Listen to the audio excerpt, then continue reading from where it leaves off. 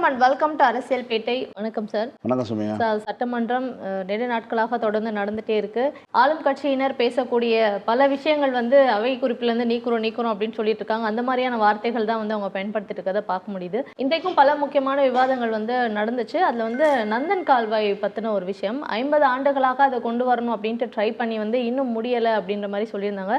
ஆனா திமுகவுடைய ஆட்சியில எம்கேஎஸ் அவர்களுடைய ஆட்சியில அதுக்கான ஆணையம் பிறப்பிக்கப்பட்டது அப்படின்ற ஒரு விஷயம் இருக்கு. அதை பத்தி பேசி நிகழ்ச்சி ஆரம்பிக்கலாம் சார். குறிப்பா அந்த நந்தன் கால்வாய் பற்றி நம்ம பேசணும் அப்படின்னா, அந்த தொகுதியினுடைய அன்றைக்கு எம்எல்ஏவாக இருந்த சட்டமன்ற உறுப்பினராக இருந்த திரு அன்னியூர் சிவா அவர்கள் அதனுடைய ஆரம்ப காலம் தொட்டு அதை ஃபாலோ செஞ்சுட்டே இருக்குவார். திமுகவினுடைய விவசாய தொழிலாளர் செயலாளர். ஆனாலும் அந்த ஒரு சட்டமன்ற உறுப்பினராக தொடர்ந்து அதை ஃபாலோ செஞ்சு சட்டமன்றத்தில் பல முறை அதை பற்றி பேசி முதலமைச்சரிடம் சென்று கேட்டு கடைசியில் அது ஒரு அதுக்கான ஒப்புதலை பெற்றுக் கொடுத்தார். அதற்கு பிறகு இந்த புதிய அரசு என்ன செஞ்சுருக்குங்கிறது தான் இப்போ கால்வாய் தொடர்பான விவகாரத்தில் பிரச்சனையாக இருக்குது. இன்றைக்கி முன்னாள் அமைச்சர் எம்ஆர்கே கூட அவர் அன்னியூர் சிவா அவர்களுடைய பெயரை சொல்லி அவர் என்ன செஞ்சாருங்கிற விஷயத்தையும் சொல்லியிருப்பார். அவர் இதே இடத்துல உட்காந்து எனக்கு அளித்த ஒரு நேர்காணலில் தான் என்ன செய்தோம் நந்தன் கால்வாயினுடைய வரலாற்றை சொல்லியிருப்பார். வாய்ப்பு இருந்தால் நீங்கள் அதை ஒளிபரப்புங்க. நம்முடைய வருங்கால தமிழகத்தை வழிநடத்த இருக்கிற நம்முடைய துணை முதலமைச்சர் இளந்தலைவர் அண்ணன் உதயநிதி ஸ்டாலின் அவர்கள் வந்தப்போ இந்த தொகுதியில் என்னென்ன அப்படின்னு வண்டியில் கேட்குறார். அப்போ எங்களுடைய கட்சியினுடைய மாவட்ட செயலாளர் என்னுடைய அருமை நண்பர் கௌதம் சிகாமணி அவர்களும் நானும் முதல்ல நந்தன் கால்வாய் வேணும். இந்த நந்தன் கால்வாய் ஏறத்தாழ 100 ஆண்டு கால கோரிக்கை. அதை பற்றி கொஞ்சம் விரிவாக சொல்லுங்கள். இந்த நந்தன் கால்வாய் என்பது பிரிட்டிஷ் காலத்துக்கு முன்னாடி எப்படி தென்பெண்ணையாறு உருவாச்சோ அந்த மாதிரி பெங்களூர் பகுதியில் பெய்கிற மழை கிருஷ்ணகிரி அணைக்கட்டில் சாத்தனூர் பகுதியில் காமராஜர் காலத்தில் அணை கட்டி பாண்டிச்சேரி வரையில் கலக்கிறது தான் தென்பெண்ணையாறு. இந்த தென்பெண்ணையாறு இல்லாமல் இந்த வடமேற்க பெய்கிற மழைகளில் எங்களுக்கு வர்றது நந்தன் கால்வாய் தண்ணி. அது நம்முடைய திருவண்ணாமலை ஒட்டி இருக்கிற சோக்குப்பம் ஏரியிலிருந்து ஒரு பெரிய வாய்க்கால். அது நிலத்தில் வானத்தை பார்த்து மழை பெய்து நிலத்தடி நீரெல்லாம் வழிஞ்சு வந்தால் எங்களுக்கு ஏரி மறுகால் பயந்து மறுகால் பயந்து வரும். நீங்கள் சர்ப்ளஸ்ன்னு நாங்கள் கலுங்கல் வழியாக ஒவ்வொரு ஏரியாக அதில் ஒரு 11 ஏரி, இதில் ஒரு 22 ஏரி. 11 ஏரி என்பது திருவண்ணாமலை மாவட்டம், 22 ஏரி என்பது விழுப்புரம் மாவட்டம். அப்புறம் பம்பை வாய்க்கால் போய் பம்பை வாய்க்கால்லேருந்து வழுதாவூர் வாய்க்கால் போய் வழுதாவூர் வாய்க்கால்லேருந்து உசூடு ஏரி போய் அப்படியே ஒரு பெரிய பரப்பில் இது இருக்கும். உங்கள் பொதுச் செயலாளர் மேலே சொல்கிறீங்களே கரெக்டாக? ஆமாம், அதை நான் அவ்வளோ டீப்பாக எனக்கு அது தெரியும். எத்தனை ஷட்டர் இருக்குது, எத்தனை ஏரிகள் இருக்குது என்னன்றதை நான் 89லேருந்து இருக்கிறேன். இதில் இன்னொன்று சொல்கிறதுல எந்த தவறும் கிடையாது. எங்கள் தொகுதியில் எதிர்கட்சிக்காரங்கள் வெற்றி பெற்றால் கூட அந்த சட்டமன்ற உறுப்பினர் என்கிட்ட வாங்கிட்டு வான்னு சொன்னாங்க. நான் போயே விளக்கம் சொல்லிட்டு வரும். பேசாத சட்டமன்ற உறுப்பினரே கிடையாது. 1952 முன்னாள் அமைச்சர் ஐயா கோவிந்தசாமி அவர்கள் உழைப்பாளர் கட்சியில் விக்கிரவாண்டி தொகுதியினுடைய சட்டமன்ற உறுப்பினராக நந்தன் கால்வாய்னு பேசி ராஜாஜி அது நெறிஞ்சு முள்ளா இருக்குது அப்படின்னு பேசின காலத்தில் இருந்து இன்றைக்குத்தான் நிறைவேற்றப்பட்டு. இந்த நந்தன் கால்வாய் என்பது சோகுப்பம் ஏரியிலிருந்து பனமலை ஏரி வரையில் தான் நந்தன் கால்வாய். ஆனால் இப்போ செய்திருக்கிற திட்டம் மாண்புமிகு முதலமைச்சர் அறிவித்திருக்கிற திட்டம் என்னன்னா, தென்பெண்ணை ஆற்றிலிருந்து வரக்கூடிய தண்ணீர் மழைக்காலங்களில் பருவமழை காலங்களில் சாத்தனூர் அணைக்கட்டு, அதுக்கடுத்து திருக்கோயிலூர் அணைக்கட்டு, அதுக்கடுத்து ஏனாதிமங்கலம் அணைக்கட்டு, அதுக்கடுத்து தலவானூர் அணைக்கட்டு, அதுக்கடுத்து சொர்ணாவூர் அணைக்கட்டு. இந்த சொர்ணாவூரை கடந்தால் ஆண்டுக்கு 1.5 to 2 TMC தண்ணீர் பாண்டிச்சேரியுடைய வங்கார விரிகுடா கடலில் கலக்கிறது. அந்த தண்ணீரை கடலில் கலந்து வீணாகிற தண்ணீரை அப்படியே வடமேற்காக 23 கிலோமீட்டர் செங்கம் தாலுக்கா, தன்றாம்பட்டு தாலுக்கா, திருவண்ணாமலை தாலுக்கா, சாத்தனூர் அணையின் இடதுபுறத்தில் உபரியாகிற நீரை கடலில் கலக்காமல் ஒரு ஊட்டு கால்வாய் அமைத்து அதை கொண்டு சோக்குப்பம் ஏரியில் இணைக்கிறது. அதற்குண்டான நில எடுப்புகளுக்காகத்தான் இப்போது 42,69,00,000 ரூபாயை மாண்புமிகு முதலமைச்சர் அவர்கள் அறிவித்தார். அதே மாதிரி பல டெண்டர்களில் வந்து முறைகேடுகள் நடந்துட்டு இருக்கதையும் வந்து பார்க்க முடியுது. நம்ம தான் எதிர்க்கட்சியாக இருக்கிறதால நம்ம பேசுகிறோன்ற மாதிரி இல்லாமல் எல்லா தரப்புலையுமே வந்து இதுக்கான விஷயங்கள் வந்து முன்வைக்கிறாங்க. சில தொலைக்காட்சிகளில் வந்து நியூஸ் சேனல்ஸ்ல இதை பற்றி எல்லாம் பேசுகிறதையும் வந்து பார்க்க முடியுது. அதில் முதல்ல ஒரு விஷயம் சார் என்னன்னா, இந்த பேருந்து துறைக்கான டெண்டர் வந்து உத்தரப்பிரதேசத்தில் இருக்கக்கூடிய ஒரு நிறுவனத்துக்கு வந்து கொடுத்துருக்காங்க அப்படின்ற ஒரு செய்தி கம்யூனிஸ்ட் கட்சியெல்லாம் தங்களுடைய எதிர்ப்பை வந்து தெரிவிச்சிருக்காங்க. பட் இருந்தாலும் வந்து அந்த டெண்டர் அங்கே இருக்கவங்களுக்கு தான் அந்த டெண்டர் வந்து கொடுப்பாங்களா? இங்கே வந்து அதுக்கு அந்த அளவுக்கு எந்த நிறுவனமும் இல்லையா இங்கே அப்படின்ற ஒரு கேள்விதான். ராகுல் காந்தியினுடைய தொகுதியில் ரேபரேலியை சேர்ந்த நிறுவனம் தான் அந்த எடுத்திருக்கிறாங்க. ஸோ அந்த ரேபரேலியை சேர்ந்த அந்த நிறுவனம் இங்கே எடுத்திருக்காங்க, இவ்வளோ பேர் வராங்க அப்படின்னா, நாளைக்கு ஒரு 5 ஆண்டுகள் வேலை செய்கிறாங்க, 8 ஆண்டுகள் வேலை செய்கிறாங்க அப்படின்னா அந்த ஒப்பந்த தொழிலாளிகள் நிரந்தரமாக்குறதுக்கான ஒரு வேலை இருக்குது. அப்போ தமிழ்நாட்டு மக்களுடைய அரசு வேலை வாய்ப்பு பறிபோகிறது அப்படிங்கிறது தான் வந்து இந்த இடத்துல வரக்கூடிய செய்தி. அப்போ நம்ம வந்து என்ன பண்ணுறோம், இப்போ பேருந்துகளை வந்து மின் பேருந்துகள் அப்படின்னா நம்ம வந்து பெங்களூரில் போய் தான் எடுக்கிற மாதிரி இருக்குது. ஆனால் அங்கே ஏன்னா நிறுவனம் அங்கே இருக்குது. இப்போ இங்கே தமிழ்நாட்டில் இருக்கக்கூடிய நிறுவனங்களில் இப்போ கரூரில் இருக்கக்கூடிய பேருந்து கட்டுமான நிறுவனத்தில் போய் சேஸை ஒப்படைச்சு நம்ம வந்து கட்டி வாங்குகிறோம். ஏன்னா நான் உள்ளூரில் தொழில் பாதிக்கக்கூடாதுன்னு. ஆனால் மின்சார பேருந்துங்கும்போது இப்போ பெங்களூருக்கு தான் போக வேண்டியது இருக்குது, அங்கே போய் வாங்குகிறோம். ஆனால் அதை தாண்டி வந்து இந்த போக்குவரத்து துறையில் வேலை செய்கிறதுக்கு ஆட்கள் பெங்களூரில் தான் கூட்ட வர முடியாது இல்லையா? அதே தான் இப்போ பிரச்சனை. இந்த மாதிரி வந்து இவர்கள் வந்து வெளி மாநிலத்திலேருந்து ஆட்களை கூட்டிகிட்டு வந்து அரசு துறைகளை உள்ள நுழைக்க ஆரம்பித்தாங்கன்னா, இது அதுவும் குறிப்பாக தனியார் மயமாக்கலுக்கான ஒரு விஷயந்தான் இது.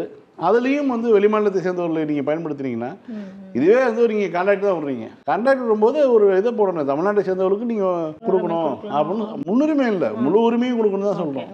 ஏன்னா இது அரசு துறை. நாளைக்கு வந்து இதே அவங்க வந்து தொடர்ந்து ஒரு 8 வருஷம் 9 வருஷம் பணி பண்ணுறாங்க, அவங்க வந்து எங்களுக்கு நிரந்தரப்படுத்துங்கன்னு கேட்கும்போது, அன்றைக்கு ஒரு திமுக அரசு கொண்டு ஒரு கருணை வாழ்ந்த ஒரு அரசு இருக்குது அப்படின்னா, அந்த அரசு அவங்கள நிரந்தரப்படுத்துங்கன்னு சொல்லும்போது பயன்பெறுபவர்கள் யாரோ ஒருத்தர் வடமாநிலத்தை சேர்ந்தவர்கள் தான் இருப்பாங்க. தமிழ்நாட்டை சேர்ந்தவர்களுக்கான வாய்ப்பு மறுக்கப்படும் இந்த இடத்துல. ஸோ அதனால் வந்து இது வன்மையாக கண்டிக்கப்பட வேண்டியது, தவிர்க்கப்பட வேண்டியது. அதே மாதிரி முதலமைச்சருடைய அறை டெண்டர்லையுமே வந்து ஏதோ ஒரு குளறுபடி இருக்குது அப்படின்ட்டு பல நியூஸ் சேனல்ஸ் வந்து சொல்கிறத பார்க்க முடியுது. அதை பற்றின விவாதமும் இன்றைக்கி வந்து சட்டமன்றத்தில் போச்சு. ஆனால் எல்லாருமே ஒன்றா சேர்ந்து உட்காந்து ஒர்க் பண்ணணும் அப்படின்றதுக்கு தான் அவ்வளோ பெரிய அறை, அவ்வளோ செலவு அப்படின்ட்டு ஆதவ அர்ஜுனா வந்து சொல்கிறாரு. எப்படின்ற அந்த கணக்கு தான் சார் புரிய மாட்டேங்குது. நல்லா வாழைப்பழம் மாதிரி பேசுகிறாரு. ஆனால் ஒரு விஷயம் வந்து இன்றைக்கி செய்தித்தாளில் வந்திருக்கு, டைம்ஸ் ஆஃப் இந்தியா மற்ற இதெல்லாம் வந்திருக்கு. அதாவது டெண்டர் விடுவதற்கு முன்பாகவே வேலைகள் முடிந்து விட்டன அப்படிங்கிறது தான் அதில் வந்து இருக்கக்கூடிய செய்தி. அந்த நாற்காலி, முதலமைச்சர் அமரக்கூடிய நாற்காலி பல லட்சம் ரூபாய் மதிப்புள்ள நாற்காலின்னு செய்திகள் வருது. பல லட்சம் ரூபாய் மதிப்புள்ள இறக்குமதி செய்யப்பட்ட ஒரு நாற்காலி எப்படி வந்தது?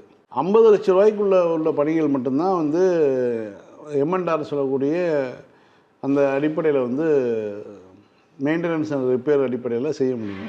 அதற்கு மேலே நீங்கள் வந்து டெண்டர் விட்டால் தான் செய்ய முடியும். இப்போ நீங்கள் 5.50 லட்சத்துக்கு டெண்டர் கோரிருக்கீங்க. இந்த டெண்டருக்கான தேதி இன்னும் முடிவெடுக்கலை. அதுக்கு முன்பாகவே நீங்கள் வந்து வேலைகள் 90% முடிஞ்சிருச்சு எப்படி அப்படிங்கிறது வந்து இது மிகப்பெரிய ஒரு சிக்கலான ஒரு விஷயத்தை நோக்கி அவங்க பயணம் பண்ணிட்டாங்க. இதை வெளியிட்டது வந்து செய்தி நிறுவனங்கள் வெளியில் வந்துருச்சு. இப்போ உடனே வந்துருச்சு வந்து உங்கள் ஆட்சி காலத்தில் அப்படி பண்ணலையா, எங்கள் ஆட்சி காலத்தில் அப்படி பண்ணலையா, நாங்கள் 40% குறைச்சிருக்கோம் 30% குறைச்சிருக்கோம்லாம் வந்து பேசுகிறாரு. அதெல்லாம் இருக்கட்டும், இது என்ன பிரச்சனை, கண்ணம்மா எப்படி செத்தா அப்படிங்கிற கேள்வி மட்டும் தான் நம்ம இருக்குது. நீ வந்து என்ன பதில் சொல்ல போகிறீங்க? டெண்டரு 5 கோடி 5.50 லட்சம் கோடி அப்படின்னா 5.5 கோடி ரூபாய்க்கான டெண்டரில் வந்து நீங்கள் வந்து வேலையே 4.5 கோடி ரூபாய் வேலையை முடிச்சு வச்சுருக்கீங்க. அதுக்கப்புறம் டெண்டர் விடுறீங்கன்னா அப்போ எவன் பார்த்ததாங்க? இது ஊழல் இல்லையா? அப்போ பார்த்தவனுக்கு யார் இப்போ டெண்டர் எடுக்கிற ஒரு காசு கொடுப்பாரா? இது வந்து மக்களை முட்டாளாக்குற விஷயம் இல்லையா? இப்போ நீங்கள் வந்து கேட்டால் முதலமைச்சர் வந்து அதுவும் குறிப்பாக வந்து முன்னாள் முதலமைச்சர் எடப்பாடி பழனிசாமி, ஓபிஎஸ் இவங்கெல்லாம் சொல்கிறாங்க எல்லாம் இவங்க அவங்களுடைய கருத்துக்களை பேசும்போது அண்ணா உட்காந்துருந்த அறையது, கலைஞர் உட்காந்துருந்த அறையது, எம்ஜிஆர் உட்காந்து அறையது, ஜெயலலிதா உட்கார்ந்த அறையது, ஏன் இவருக்கு உட்காந்து வேலை செய்ய முடியாதா? என்ன பிரச்சனை உனக்கு? நீ அவ்வளோ அப்படி என்ன வேலை பார்த்து நீங்கள் வந்து நீ என்ன அப்படி என்ன வேலை பார்க்குறீங்கன்னு தெரியலையே. இப்படியான சூழலில் வந்து நம்ம எதையும் நம்ம பேச முடியல அப்படிங்கிற மாதிரி ஒரு சிக்கல் வந்து அவங்க மாற்றம் வந்தால் இவர் வந்து உடனே திமுக ஆட்சி காலத்தில் பொதுப்பணித்துறையில் வந்து இதாக இருந்துச்சுன்னு பேசுகிறாங்க. ஆனால் இப்போ வந்து மாட்டிக்கிட்ட பங்கு அப்படிங்கிற நிலைமையில தான் அவர் இருக்காங்க. சார், கர்நாடகா மாநிலத்தில் 3 தமிழர்களை வந்து சுட்டு கொண்டிருக்காங்க. கேட்டதுக்கு வந்து வனப்பகுதியில் அவங்க வந்து வந்தாங்க அப்படின்னு. இருந்தாலும் எங்களுடைய வனப்பகுதி எது, அதனால சுட்டு கொன்னோம் அப்படின்றது. அதாவது நீங்கள் அரெஸ்ட் பண்ணியிருந்திருக்கலாம், என்ன தண்டனை வேணாலும் கொடுத்துருக்கலாம். சுட்டு கொல்றது அப்படின்றது வந்து யாருக்குமே அந்த உரிமை வந்து கொடுக்கப்படலை அப்படின்ட்டு. சரி, இந்த சமயத்தில் தமிழ்நாடு அரசு வந்து என்ன ஸ்டெப் எடுக்கிறாங்க அப்படின்ட்டு பார்த்தோம்னா, வீக்கெண்ட் லீவில் இருந்தார் போல இருக்கு சார். அவர் சாட்டர்டே சண்டேல இந்த விஷயம் நடந்துருச்சு போல, அதனால அவர் லீவில் இருந்ததால் அவருக்கு தெரியல போல. அவங்களே பேசி ஒரு முடிவுக்கே வந்தாச்சு. அதாவது குடும்பத்துக்கு 15 லட்சம் வரைக்கும் கொடுக்குறோம் அப்படின்ட்டு அந்த கர்நாடக மாநில அரசு வந்து ஒரு ஆளுக்கு 5 ஒரு லட்சம் ஆளுக்கு 5 லட்சம்ன்ற மாதிரி அந்த முடிவு எடுத்து முடிச்சிட்டாங்க. அதுக்கப்புறமா எந்திரிச்சு வந்து கண்டன அறிக்கை வந்து விடுறத பார்க்க முடியுது. இந்த அளவுக்கு ஸ்பீடா தமிழ்நாடு அரசு வேலை செய்தா அப்படின்ற மாதிரி தான். சபாநாயகர் வந்து ஒரு இடத்துல பேசியிருந்தார் நிகழ்ச்சியில், இந்த அரசு பைபிளின் படி நடக்கக்கூடிய அரசு அப்படின்னு. இறந்த 3 பேரும் கிறிஸ்தவர்கள். கர்நாடக அரசால் அந்த வனத்துறையால் சுட்டு கொல்லப்பட்ட 3 பேரும் கிறிஸ்தவர்கள். இந்த அரசு எப்போ செயல்பட தொடங்குது? சட்டமன்றம் திங்கக்கிழமை கூட போகுது அப்படிங்கும்போது வந்து சட்டமன்றத்தில் சட்டையை பிடிச்சி கேள்வி கேட்பாங்க அப்படிங்கிற ஒரு சூழல் வருது. கர்நாடகா இதே மாதிரியான ஒரு வேலையை பல ஆண்டுகளாக செய்து, எப்போதெல்லாம் காவிரியில் தண்ணி இல்லையோ அப்போதெல்லாம் தமிழர்களை பிடித்து கொலை செய்துவிட்டு ஒரு சட்ட ஒழுங்கு பிரச்சனையை இரு மாநிலங்களுக்கிடையே ஏற்படுறது மாதிரி ஒரு பதட்டத்தை ஏற்படுத்தி ஊடகங்களுடைய கவனத்தை எல்லாம் அதை நோக்கி திருப்பி விட்டு இது மாதிரி பண்ணுறது தான் வந்து அதனுடைய வாடிக்கையாக இருக்கிறது. இப்போ அதுக்காக பண்ணாங்கன்னா குற்றச்சாட்டு வைக்கல. ஆனால் இதற்கு முன்பாக நடந்த சம்பவங்கள் எல்லாம் பார்த்தீங்கன்னா பல லட்சம் தமிழர்கள் வந்து சொத்துக்களை இழந்து அடித்து விரட்டப்பட்டு சொந்த நாட்டுக்குள்ளேயே அகதிகளாக ஓடி வரப்பட்டார்கள். நம்ம தமிழ்நாட்டு ஓசூர் எல்லையில் வந்து வருவாய்த்துறை அதிகாரிகளும் காவலர்களும் போய் நின்று அங்கேருந்து வெறும் கையில் வந்து குழந்தைகளையும் இது வச்சுக்கிட்டு இலங்கையில் நடந்த மாதிரியான காட்சி வந்து தமிழ்நாட்டிலையும் அரங்கேறிச்சு. இதே காவிரி பிரச்சனைக்காக 28 ஆண்டுகளுக்கு முன்பாக இந்த மாதிரியான காட்சிகளை வந்து நம்ம தமிழ்நாடு பார்த்துருக்கு. அப்போ அதனுடைய நீட்சியாக இன்றைக்கு காவேரியில் தண்ணி தமிழ்நாட்டுக்கு கொடுக்கும் அளவுக்கு இல்லை, அவர்களுடைய தேவைக்கு வந்துருச்சு. இப்போ அவர்களுடைய தேவைக்கு வந்துருச்சு. தமிழ்நாட்டுக்கு கொடுக்கக்கூடிய மனம் இல்லாமல் இருக்கக்கூடிய சூழலில் இது போன்ற விஷயங்களில் வந்து ஆடு மேய்க்க போனவங்களை வந்து மான் வேட்டையாட வந்தாங்க அப்படின்னு சொல்லி துப்பாக்கி சூடு எங்களை பார்த்து வனத்துறையை பார்த்து சுட்டாங்க, அதனால் திரும்ப சுட்டதில் 3 பேர் பலின்னு சொன்னால், இதே தான் வந்து ஆந்திராவில் 2005ஆம் ஆண்டு 15ஆம் ஆண்டு சந்திரபாபு நாயுடு ஆட்சி பொறுப்பில் இருக்கும்போது ஆந்திராவில் வந்து தமிழர்கள் மரம் வெட்ட போனாங்க, செம்மரம் வெட்ட போனாங்கன்னு சொல்லி தமிழர்களை வந்து 18 பேர் பக்கம் வந்து ஒரு துப்பாக்கிச்சூடு நடத்தியது அன்றைக்கு இருந்த சந்திரபாபு நாயுடு அரசு. அன்றைக்கு ஜெயலலிதா ஆட்சி பொறுப்பில் இருக்கும்போது இவர் இருந்தார், அன்றைக்கி ஓபிஎஸ் இருந்தார் நினைக்கிறேன். ஓபிஎஸ் கடுமையான கண்டனங்களை தெரிவித்து அறிக்கை கேட்டாங்க, உடனடியாக ரியாக்ட் பண்ணாங்க, எல்லாமே நடந்தது. இப்போ ஒரு மாநிலத்துக்குள்ளே இந்த மாதிரி ஒரு சம்பவம் நடக்கும்போது இங்கே எப்படியான ரியாக்ஷன் இருக்கணும்? ஆனால் அங்கே வந்து என்ன சொல்கிறாரு, இவர் அறிக்கை விட்டோன்னே தமிழ்நாடு அரசு உங்கள் வேலையை மட்டும் பாருங்கள் அப்படின்னு ஒரு பதில் சொல்லியிருக்காரு. கர்நாடகா மாநிலத்துக்குள்ளே என்ன செய்யணும்னு எங்களுக்கு தெரியும், நீங்கள் தலையிடக்கூடாதுன்னு சொல்லியிருக்காங்க. இந்த மாதிரியான ஒரு பதிலை கூட்டணி கட்சியினுடைய முதலமைச்சர் சொல்கிறாரு. இன்றைக்கி காங்கிரஸில் இங்கே மாநிலத்தில் இருக்கக்கூடிய காங்கிரஸ் கட்சியினுடைய தலைவர்கள் என்ன சொல்கிறாங்க, மாணிக் தாகூர் என்ன சொல்கிறாரு, கர்நாடக மாநிலத்தினுடைய முதலமைச்சர் தமிழ்நாட்டு முதலமைச்சரை வாயை மூடிட்டுருன்னு சொல்லும்போது நமக்கு வந்து கோபம் வருது, இது நீ யாரையா சொல்கிறதுங்கிற மாதிரி. ஆனால் இவர்கள் வந்து சட்டமன்றத்தில் ஒன்றாக இருக்காங்க, எல்லாம் பேசுகிறாங்க வைக்கிறாங்க, எதையுமே ரியாக்ட் பண்ணலை. போயிருப்பது 3 தமிழ் உயிர்கள். இதுக்கு உங்களுடைய ரியாக்ஷன் என்ன? பேசணுமா இல்லையா? இன்னும் சொல்ல போனால் அவர்கள் வந்து இவர்கள் சொல்கிற மாதிரி வந்து தினமும் பைபிள் படிக்கக்கூடிய கிறிஸ்தவர்கள், அவர்களுடைய உயிர் போயிருக்கு, நீங்கள் வேடிக்கை பார்த்துட்டு இருக்கீங்க, கேட்டால் கதை சொல்கிறீங்க. அது வந்து டிகே சிவகுமாருக்கு ஒரு அறிக்கையை முதலமைச்சர் விடுறாங்கன்னு அவர் மிரட்டுறாரு, உங்கள் மாநிலத்து வேலையை மட்டும் நீங்கள் பாருங்கள் அப்படின்னு. இவர் என்ன பண்ணுறான்னு அவருக்கு தெரியுது போல். ஏன்னா தமிழ்நாட்டினுடைய சட்டம் ஒழுங்கு நேற்றைக்கு தான் 100 நாள் நிறைவேறி இருக்குது. சட்டம் ஒழுங்கு எவ்வளோ தூரம் மோசமாக இருக்குன்னு தெரியும் எல்லாத்துக்கும். 352 பாலியல் வன்கொடுமை சம்பவங்கள் நடந்துட்டு இருக்குது. குழந்தைகளுக்கு எதிரான குற்றங்கள் 188, கொலைகள் நாள்தோறும் கொலைகள், 12 ஆணவ படுகொலைகள், லாக்அப் டெத்து 9க்கும் மேற்பட்ட லாக்அப் டெத்து இன்றைக்கி கூட ஒரு மதுரையில் இருக்குது. இந்த மாதிரியான ஒரு சட்ட ஒழுங்கோடு வந்து இந்த அரசு நடந்துட்டு இருக்கிறது சந்தி சிரிக்கிறது. அதனால தான் உங்கள் மாநிலத்தை சட்ட ஒழுங்கு நீங்கள் பார்த்துக்கங்க, என் மாநிலத்தை நான் பார்த்துக்கிறேன்னு சொல்லி கர்நாடக மாநில முதலமைச்சர் பேசுகிறாரு. அதையும் இவங்க கேட்டுட்டு உட்காந்துருக்காங்க. சார், அண்ணல் அம்பேத்கர் அயலக உயர்கல்வி திட்டத்தின் கீழே தமிழ்நாட்டிலேருந்து பல மாணவர்கள் அங்கே போய் வந்து படிச்சுட்டு இருந்தாங்க. திமுகவுடைய ஆட்சியில் 25-26 வந்து மாணவர்கள் வந்து அனுப்பி அங்கே வந்து படிச்சுட்டு இருக்காங்க. மலேசிய தேசிய பல்கலைக்கழகத்தில் ஆராய்ச்சிக்கான படிப்பை வந்து படிச்சுட்டு இருக்காங்க. அவங்களுக்கு போய் சேர வேண்டிய அந்த ஃபீஸ் பார்த்தீங்கன்னா இந்த வருஷம் வந்து இன்னும் போடாமல் அது வந்து நேரம் தாழ்த்திட்டு இருக்கு இப்போதைய அரசு. முன்னாள் பள்ளிக்கல்வித்துறை அமைச்சர் அவர்களும் வந்து கேள்வி எழுப்பியிருக்காங்க. அங்கேருந்து மாணவர்கள் வந்து ஒரு வீடியோ போட்டிருக்காங்க போல, அதனால தான் இது வந்து இந்த விஷயமே வெளியே வந்திருக்கு அப்படின்னு நினைக்கிறேன். கல்வியில் சிறந்த தமிழ்நாடாக இருந்த ஒரு மாநிலத்தை நாங்கள் வந்து ஆட்சி பண்ணுறோம் அப்படின்னு எடுத்துட்டு அந்த கல்விக்கே வந்து டிலே பண்ணுறதை பார்க்க முடியுது. அது மட்டும் இல்லை சார், சட்டமன்றத்தில் வந்து அதுக்கு நாங்கள் கல்வித்தொகை வந்து அதிகரிச்சிருக்கோம் அப்படின்ட்டுலாம் வந்து பேசினாங்க. இருக்கிறத ஃபஸ்ட்டு கொடுங்க, அதுக்கப்புறம் நீங்கள் பண்ணுறீங்களோ பண்ணலையோ அப்படின்ற மாதிரி தான் இருக்குது. அந்த திட்டத்தினுடைய பெயரே வந்து அண்ணல் அம்பேத்கர் உயர்கல்விக்கான திட்டம். யூஜி எங்கே முடிச்சிருந்தாலும் சரி, அவங்க வந்து பிஜி பண்ண போகிறாங்க அப்படிங்கும்போது அதற்கான அவர்கள் அந்த திட்டத்திற்கு கீழே வராங்க. பொருளாதார ரீதியாக அந்த மாதிரியான குடும்பமாக இருக்குது, முதல் தலைமுறை பட்டதாரி, இது மாதிரி பல்வேறு கிரிட்டீரியா வச்சுருக்காங்க. அதன் அடிப்படையில் தேர்ந்தெடுத்து அரசு அனுப்புகிறாங்க. பல்வேறு நாட்டு பல்கலைக்கழகங்களுக்கும் அனுப்பி அவர்களை வந்து அங்கே ஃபீஸ் கட்டி படிக்க வைக்கிறாங்க. இது வந்து சீனா பண்ணக்கூடிய, சீனா போன்ற நாடுகள் செய்யக்கூடிய ஒரு வேலை. தமிழ்நாட்டில் வந்து ஒரு அரசு, ஒரு மாநில அரசு இந்த வேலையை செய்யுது அப்படின்னு சொல்லி நம்ம ஏற்கனவே பேசியிருக்கோம். அப்படியேப்பட்ட ஒரு சிறப்பான விஷயம். ஏன்னா இந்த மாதிரியான வெளிநாட்டில் போய் அதனுடைய பாடத்திட்டங்கள் மூலமாக கற்றுக்கொண்டு வருபவர்களால் தமிழ்நாடு நன்மை அடையும். நாளைக்கு ஒரு அரசு துறைக்கு ஒரு உதவியாக இருக்கலாம், ஒரு நிறுவனம் தொடங்கி பலாயிரம் பேருக்கு வேலை கொடுக்கலாம். இந்த மாதிரியான ஒரு வாய்ப்பு அங்கே இருக்குது. அந்த மாதிரி ஒரு சூழலில் அவங்கள உண்மை நடுக்கடலில் நிப்பாட்டின மாதிரி படிச்சுட்டு இருக்கவங்களுடைய ஃபீஸை நிப்பாட்டுறதுங்கிறது எவ்வளோ சிக்கலுக்குரிய விஷயம் அப்படிங்கிறத அவங்க புரிஞ்சுக்கணும். ஆனால் இந்த அரசு, தமிழ்நாடு அரசு, இன்றைக்கி இருக்கக்கூடிய தாவேக அரசு, விஜய் அரசு, அது மாதிரியான ஒரு ஐடியா இருக்க மாதிரி தெரியல. அவங்க வந்து திட்டங்களுடைய பெயரை மாற்றி வைக்கிறதா தான் இதாக இருக்காங்க. முதலமைச்சர் காலை உணவு திட்டம்ங்கிறது தான் அவர். எம்கே ஸ்டாலின் காலை உணவு திட்டம்லாம் வைக்கல, எம்ஜிஆர் சத்துணவு திட்டம் போலாம் அவர் வச்சுக்கல. அவர் வந்து முதலமைச்சர், யார் முதலமைச்சராக இருந்தாலும் அந்த காலை உணவு திட்டத்தில் வந்து கவனம் செலுத்தணும். தன்னுடைய பேராளரான திட்டம், அதனால் அதன் மீது கவனம் செலுத்தணும். அந்த காலை உணவு போய் ஒரு ஆய்வு நடத்தணும். காலையில் போய் ஏதாவது ஒரு ஹோட்டல் இதில் போய் ஸ்கூலில் போய் சாப்பிட்டு பார்க்கணும். முதலமைச்சருடைய திட்டங்கிறனால தமிழ்நாடு முழுக்க குழந்தைகளுக்கு வேறு எதுவும் இளம் குழந்தைகளுக்கு ஏதாவது சிக்கலை வந்துடக்கூடாது அப்படிங்கிறனால தான் அந்த பேரை வச்சார் அவர். அப்படி இவ்வளோ யோசித்து அவர் வச்சுட்டு போன பேரை காமராஜர் பேரை வைக்கிறோங்கிற பேரில் வந்து இவங்க மாற்றியிருக்காங்க. காமராஜருக்கு நம்ம வந்து அது வைக்க வேணாம்னு சொல்லலை. இந்த காமராஜர் செய்த உணவு, மதிய உணவு கொண்டு வராரு. அதுக்கு பிறகு அது வேறொரு வடிவ எடுத்து சத்துணவாக மாற்றப்படுகிறது. இதெல்லாம் தமிழ்நாட்டுடைய வரலாறு நமக்கு தெரியும். காமராஜர் பேருக்கு பல இடங்களில் இது கொடுத்துருக்கோம். இப்போ காமராஜர் பேரை வச்சா இவங்களால டேக்கிள் பண்ண முடியாதுங்கிறதுனா, இப்போ முதலமைச்சருக்கும் காமராஜருக்கும் என்ன சம்மந்தம் இருக்குது? இப்போ ஏன் அந்த பேர், இப்போ அவர் நினச்சிருந்தா கலைஞர் காலை உணவு திட்டம்னு வச்சுருந்துருக்கலாம். ஏன் வைக்கல? அவர் வந்து இந்த காரணத்துக்காக தான் வச்சுட்டு போனார். முதலமைச்சருடைய சில பொறுப்புகள் இருக்கும் இல்லையா? இப்போ பப்ளிக் டிபார்ட்மெண்ட்லாம் மேக்ஸிமம் முதலமைச்சர் கண்ட்ரோலில் வரும், போலீஸ் முதலமைச்சர் கண்ட்ரோலில் வரும். ஸோ அந்த நாட்டினுடைய நிர்வாகத்தை பார்க்க வேண்டிய தேவை வந்து முதலமைச்சருக்கு இருக்குது அப்படின்னு. அதற்கு ஈடான ஒரு விஷயமா வந்து இதை வைக்கிறாங்க. மாற்றுத்திறனாளிகள் துறை முதலமைச்சர்கிட்ட வரும். அதே மாதிரி தான் இதுவும் வந்து ரொம்ப கண்காணிக்க வேண்டிய துறைங்கிற மாதிரி தான் செட் பண்ணியிருக்காங்க.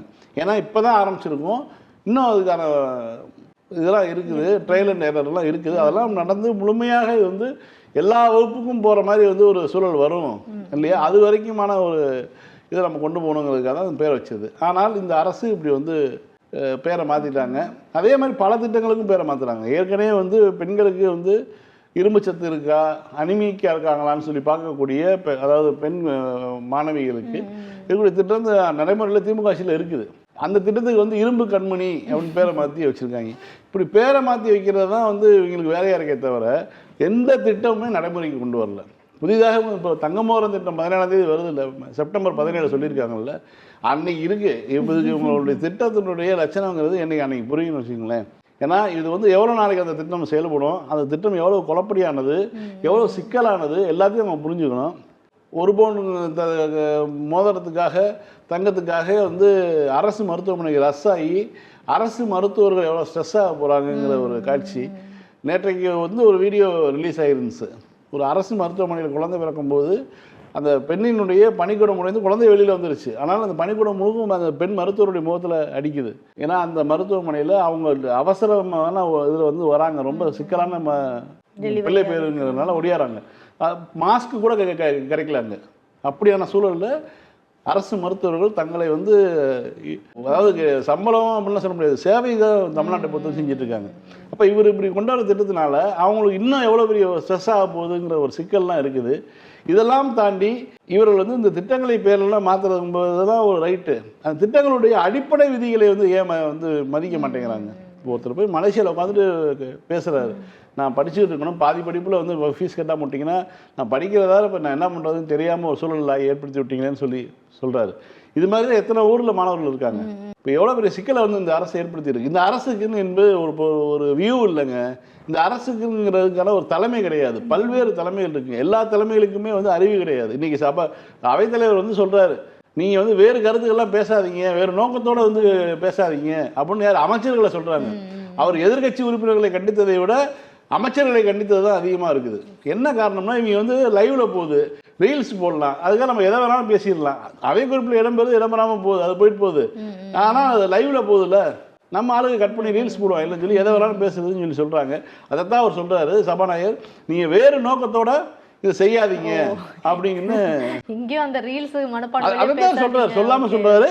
குறிப்பாக நிர்மல்குமாரோடைய பேச்சும் சரி, ஆதவர்ஜுனா பேச்சுக்களும் வந்து பெருமளவில் வந்து அவை குறிப்பில் வந்து நீக்கவேப்பட்டது.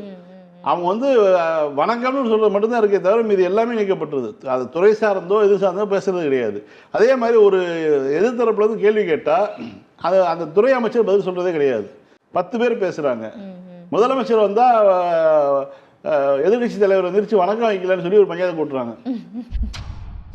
சார் படம் பார்த்து கதை சொல்லல இன்னைக்கு இது அது இல்லை அப்படின்ற மாதிரி தான். இவருக்கு வந்து எல்லாத்துலேயும் ஆந்திரா பிடிக்குதுங்க. ஆந்திரா சில பேருக்கு ஆந்திரா மீல்ஸ் போனால் பிடிக்கும், ஆந்திரா சாப்பாடு பிடிக்கும். அங்கே போனால் வந்து பருப்பு நெய் அந்த கோங்கரா சட்னியோட சாப்பிட்டா பிடிக்குங்கிற மாதிரி இவருக்கு வந்து ஆந்திரா சினிமாலையும் பார்த்தாலும் ஒக்குடு எல்லாமே அவருடைய எல்லா மகேஷ் பாபு சினிமா நடிச்ச கூட உடனே இங்கே வந்துடும். இங்கே அதே மாதிரி தான் வந்து ஒய்எஸ்ஆர் ரெட்டியை அப்படியே ஜெகன்மோகன் ரெட்டியை காப்பி அடிக்கிறது தான் இவருடைய இதாக இருக்குது. பேண்ட் ஷர்ட்டு வந்து அதே கலரு அதே இது. அதே மாதிரி வந்து அவர் வந்து உள்ளே வந்து வணக்கம் சொல்லிட்டு ரவுண்ட் அடிச்சுட்டு போனதை வந்து இது பண்ணுறது. பிரதமர் மோடி வந்தாலே இங்கே வந்து எதிர்கட்சியில் உட்காந்து தான் இருக்காங்க. அந்த கட்சி எம்பிக்கள் வேணால் சில பேர் எந்திரிக்கிறாங்க, சில பேர் உட்காந்துருக்காங்க. நானும் காலையிலேருந்து ஒரு 10-15 வீடியோக்கள் பார்த்துட்டேன். பிரதமருக்கு என்ன மதிப்பு கொடுக்குறாங்க அப்படின்னு. பிரதமருக்குலாம் வந்து எதிர்கட்சி தலைவர்கள் உட்காந்து தான் இருக்காங்க, எதிர்கட்சியில் இருக்கக்கூடிய மெம்பர்கள் கூட உட்காந்து தான் இருக்காங்க. முதல்ல வந்து யாருக்கு வணக்கம் சொல்லணும்னா அதான் அந்த அவையினுடைய தலைவர் வந்து சபாநாயகர் தான், அவைத்தலைவர் அவர் தான், சட்ட அவையினுடைய தலைவர் அவர் வந்தால் எழுந்து நின்று வணக்கம் செலுத்தணும் அவர் அவைக்கு வரும்போது. அது மட்டும்தான் மரபு. இவர் வந்து உள்ளே வந்து ரவுண்ட் அடிக்கிறது யூட்டன் அடிக்கிறதுலாம் அடிச்சுட்டு வருவார். எடப்பாடிக்கு என்னன்னா யார் கண்டாலும் அவருக்கு வந்து எந்திரிச்சு நின்று அவர் நின்று ஒரு சலிட்டு அடிச்சிட்டாரு. அதை பார்த்து எடப்பாடிலாம் எந்திரிச்சு நிற்கிறாரு, எதிர்கட்சி தலைவர் எந்திரிச்சு நிற்க மாட்டாரா அப்படின்னு கேட்குறாங்க. இது அதாவது ஒரு அமைச்சருக்கு வந்து இந்த கேள்வி தேவையா? அந்த அவைக்குள்ள வந்து அவர் தான் தலைவர். ஏன்னா அவர் நடந்துக்கிற விதமே வந்து அமைச்சர்களுடைய பேச்சு குறிப்பில் இருந்து நீக்கிறாரு, அமைச்சரை உட்கார சொல்றாரு, அமைச்சருடைய மைக் ஆஃப் பண்ண சொல்றாருன்னா அந்த அளவுக்கு அதிகாரம் யாருக்கு இருக்கு? வானளாவிய அதிகாரம் இருக்குன்னு சொன்ன பதவி PH பாண்டியன். இன்னைக்கு நம்ம திமுக சட்டமன்ற உறுப்பினர் மனோஜ் பாண்டியனுடைய அப்பா PH பாண்டியன் அவர்கள் வந்து அதே இடத்துல அவைத்தலைவராக இருக்கும்போது அவர் தன்னை அந்த பதவியினுடைய அதிகாரத்தை பற்றி சொன்னார். வானளாவிய அதிகாரம் இருக்கு அப்படின்னு சொல்லி. அந்த வானளாவிய அதிகாரம் பெற்ற அவர் தான் அவையை நடத்தணும். அவர் வந்தால் எந்திரிக்கணும். அவர் ஏதாவது குறை சொன்னால் கூட பரவாயில்ல. இவர் வந்து என்னன்னா இவர் வந்து முதலமைச்சர் உள்ளே வந்தோடனே அவர் முதல்ல அவருக்கு வந்து இருக்கை இருக்குது, உட்காந்து அவையை கும்பிட்டுட்டு உட்காந்துட்டாருன்னா முடிஞ்சு போச்சு. அவர் உள்ளே போய் எல்லாருக்கும் வணக்கம் கபாலி வணக்கம் வாங்கிக்கோங்கிற மாதிரி ரவுண்ட் அடிச்சாருன்னா இது நான் எந்த பயனும் கிடையாது. தியேட்டர்ல அழுது பர்ஃபார்ம் பண்ணாங்க. என்ன மீம் ஆயிடுச்சுன்னா இந்த ஊர் படம் இருக்கும்ல சூர்யா படத்துல அண்ணனுக்கு ரூம் போட சொல்றாங்க, மண்ணனை போக சொல்றாங்கிற மாதிரி அதுதான் இப்போ வந்துருச்சு. இப்போ இந்த திரும்ப நாளைக்கு இதே நிகழ்ச்சியில் சந்திப்போம். மீண்டும் நாளை இரவு 9:30 மணிக்கு அரசியல் பேட்டை நிகழ்ச்சியில் சந்திக்கலாம். நன்றி.